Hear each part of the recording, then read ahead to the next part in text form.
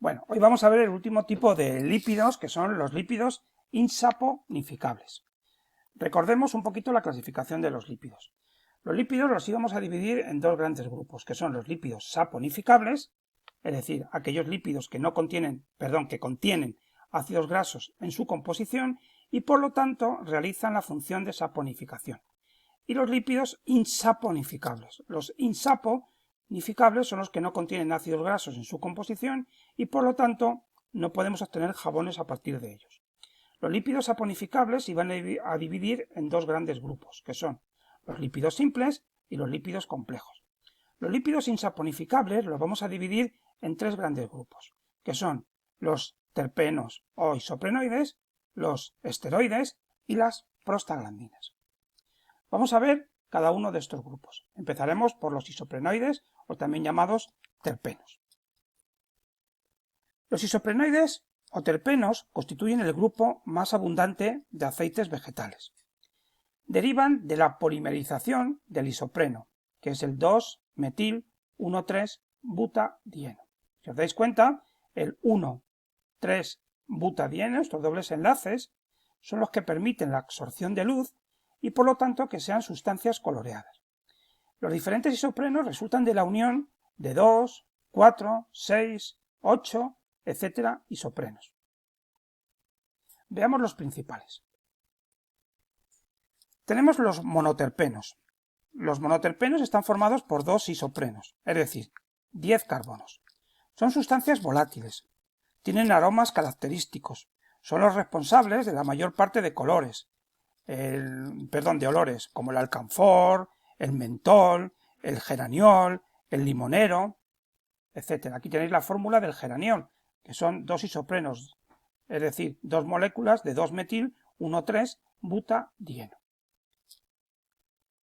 Entre los diterpenos, que están formados por 4 isoprenos, 20 carbonos, destaca, por ejemplo, el fitol, que es el componente de un pigmento que es la clorofila, y 3 vitaminas, que son la vitamina A, la vitamina E y la vitamina K. Ya tenemos las 3 primeras vitaminas que son lipídicas. Ojo, que luego veremos que las vitaminas las vamos a dividir en dos grandes grupos, que son vitaminas hidrosolubles y vitaminas liposolubles. Estas son liposolubles. Luego añadiremos una más tarde, que es la vitamina D, ADEC, que son las vitaminas liposolubles, A, E y K, en este caso, que son diterpenos. La vitamina A, también llamada retinol, que interviene en procesos de visión. La vitamina E, que es un antioxidante, recordad la cantidad de vitamina E que tenía el aceite de oliva, y la vitamina K, que es un anticoagulante. Todos estos diterpenos están formados por 4 isoprenos, ¿vale? Recordemos la vitamina A, por ejemplo, que está presente en la zanahoria, ¿vale? Para que luego veamos una cosa sobre esta vitamina. También tenemos los triterpenos, formados por 6 isoprenos. Aquí destacan el escualeno o el anosterol, todos ellos derivados del colesterol, ¿vale? Que se sintetizan en el hígado. El escualeno viene del nombre de los escualos, porque aquí fue donde se vio por primera vez los escualos como el tiburón. Luego tenemos los tetraterpenos, formados por 8 isoprenos, 40 carbonos.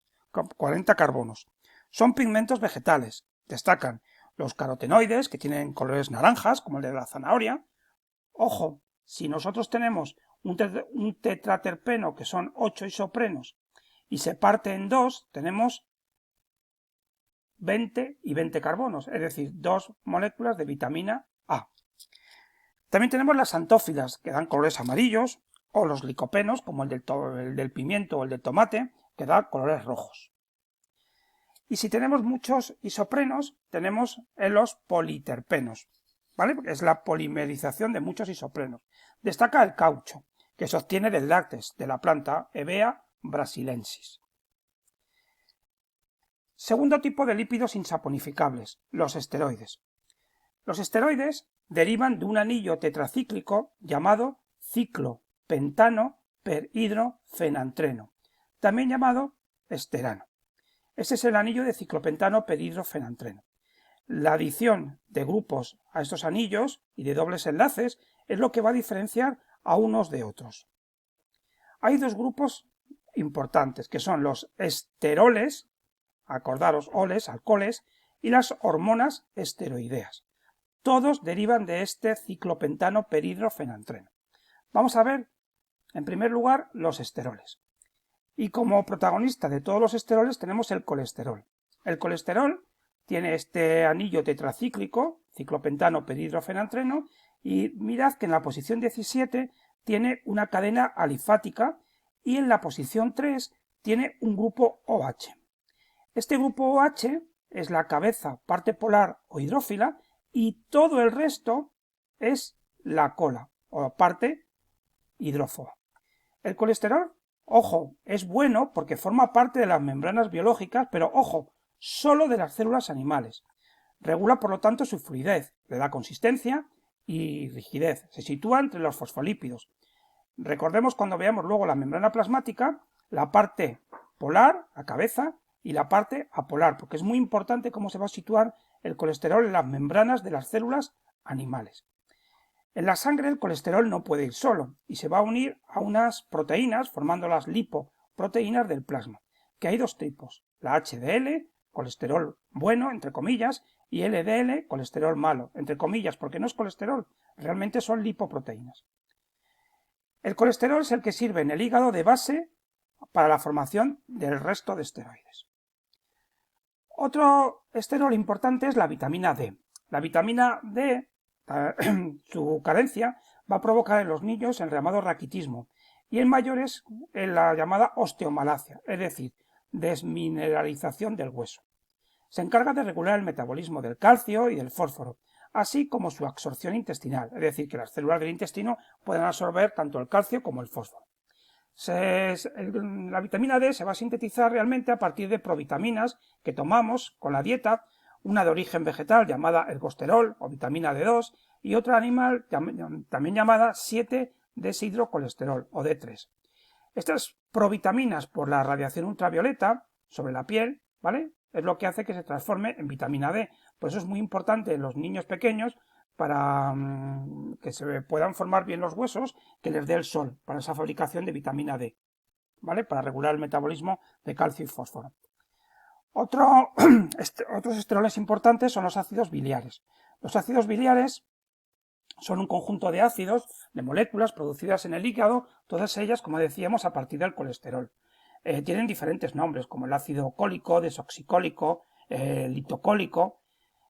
Todas ellas tienen función de emulsión de grasas, ¿vale? La emulsión de grasas, es decir, la ruptura de esas grasas en moléculas muy pequeñitas, lo que favorece es la digestión y posterior absorción en el intestino. Estos ácidos son los componentes de las bilis. Ya sabéis que son secretados por la vesícula biliar y que van a actuar como detergentes en el intestino delgado, provocando eso, la emulsión de las grasas en esta parte del intestino.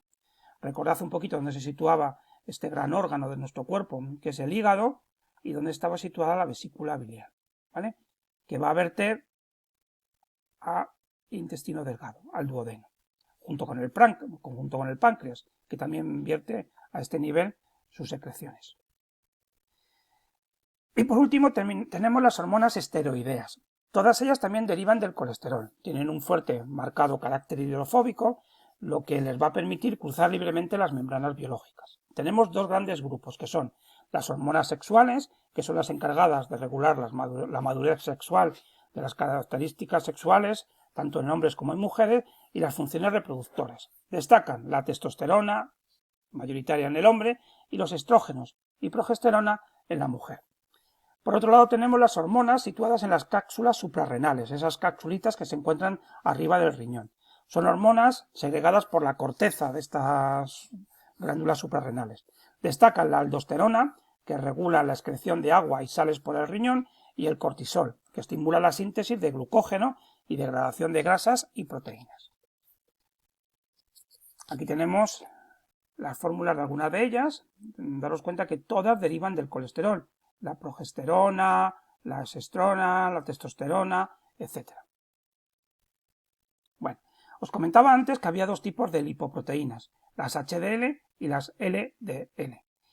Recordad que el colesterol es una sustancia que es muy insoluble en medios acuosos. Recordad que tenía una pequeña cabeza y luego tenía una parte hidrófoba muy grande, ¿vale? Entonces, un medio acuoso importante es la sangre. Entonces, como no se puede es muy insoluble, no se puede disolver, necesita ser transportada por otras proteínas, formando lo que se conoce como lipoproteínas. Entre ellas destacan dos, que son las HDL, que se llaman lipoproteínas de alta densidad en inglés, y lipoproteínas de baja densidad, ¿vale? Lipoproteínas de densidad baja. Las LDL son las que se conocen también como colesterol malo, y se encargan de transportar desde el hígado hasta las células de los tejidos el colesterol, de manera que cuando alcanzan niveles excesivos van a depositar ese colesterol en las arterias y van a formar esas placas de ateromas. Las HDL son las que se encargan de transportar el colesterol bueno desde los tejidos y depósitos de las arterias al hígado, donde se van a convertir en ácidos grasos. Retiran así el exceso de grasa de colesterol de la sangre y limpian por lo tanto las arterias. En estas imágenes podemos ver cómo va evolucionando la aterosclerosis. Fijaros una arteria limpia y una arteria como se va obstruyendo poco a poco por el depósito de esta grasa, ¿vale? Y puede formarse un coágulo cuando la obstrucción es total de la arteria. Aquí tenéis una imagen microscópica, ¿vale? A nivel cardíaco puede ocurrir, por lo tanto, una angina de pecho o un infarto de miocardio. Y a nivel cerebral puede ocurrir un infarto cerebral o también llamado un ictus cerebral. En esta gráfica, o en esta tabla, perdón, tenéis los valores óptimos de colesterol HDL y colesterol LDL. Ojo que es importante la regulación entre uno y otro. No es lo mismo tener alto el HDL, que es el colesterol bueno, que el LDL, que es el colesterol malo. Y por último, las últimas moléculas que vamos a ver son las prostaglandinas.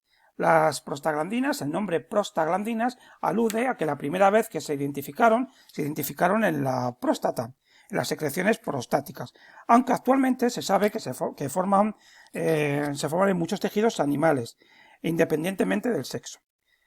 Son sustancias reguladoras, actúan como hormonas locales, es decir, actúan en el mismo sitio donde han sido fabricadas, al contrario que las hormonas. Acordaros que las hormonas son sustancias que se secretan en un órgano determinado y que ejercen su acción en un sitio diferente y viajan por la sangre. Las prostaglandinas tienen funciones muy diversas y a veces diferentes, lo que se conoce como antagónicas.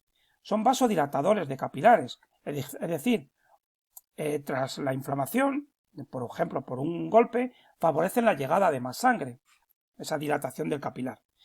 Intervienen, por lo tanto, en procesos inflamatorios, producen fiebre, calor como acción defensiva, rubor, edema y dolor, es decir, favorecen ese proceso inflamatorio, ¿vale? Recordad que la aspirina, el ácido acetilsalicílico, lo que hace es que baja ese proceso inflamatorio, por lo tanto, entre los dos hay procesos antagónicos ahí. Aumentan la secreción de mucus gastrointestinal, por lo tanto reducen la producción de jugos gástricos y facilitan la curación de úlceras. Y estimulan también la musculatura lisa del útero, lo que provoca las contracciones de las paredes del útero durante el parto. Intervienen también en la coagulación de la sangre, estimulando o inhibiendo la agregación plaquetaria. Estas prostaglandinas derivan de ácidos grasos poliinsaturados, como el araquidónico. Recordad que como las hormonas tienen efecto a muy bajas concentraciones, pero a diferencia de las hormonas no son transportadas por la sangre y actúan a nivel local, en el mismo sitio donde son fabricadas, ¿vale? Y su producción se inhibe con la presencia del ácido acetilsalicílico. Por último, vamos a ver las funciones de los lípidos. Vamos a hacer una síntesis de todas las funciones que hemos ido viendo. Por un lado, la función energética, recordemos, por ejemplo, en el aceite de oliva, a los ácidos grasos, como por ejemplo el oleico. Recordad que 1 gramo de grasa aporta aproximadamente más del doble que 1 gramo de glúcido. Son reserva energética, por ejemplo, la manteca en el panículo adiposo. Funciones estructurales, por ejemplo, en las membranas biológicas, metabólicas, como las prostaglandinas, las hormonas, o funciones vitamínicas, como la vitamina A, D, E y K. Y por último, cumple una importante función como impermeable, las ceras que cubrían esas secreciones, como por ejemplo la lana, el pelo, las plumas o esas secreciones vegetales.